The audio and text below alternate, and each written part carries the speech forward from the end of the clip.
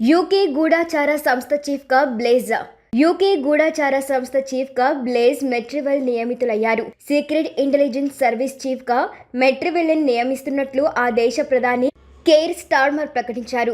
116 ఏళ్ల సంస్థ చరిత్రలో ఇంటెలిజెన్స్ సర్వీసెస్ చీఫ్గా మహిళా అధికారిని నియమించడం ఇదే మొదటిసారి.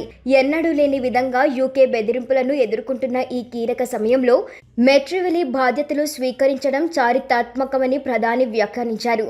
గూఢచార సంస్థ చీఫ్గా బాధ్యతలు తీసుకోవడం గర్వంగా ఉందని మెట్రివెల్ అన్నారు.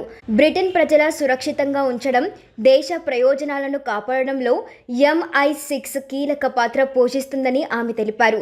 ఏజెన్సీలోని ధైర్యవంతులైన అధికారులు, ఏజెంట్లు ఇతర అంతర్జాతీయ భాగస్వామ్యులతో కలిసి విజయవంతంగా కొనసాగడానికి ఎదురు చూస్తున్నానని ప్రకటించారు.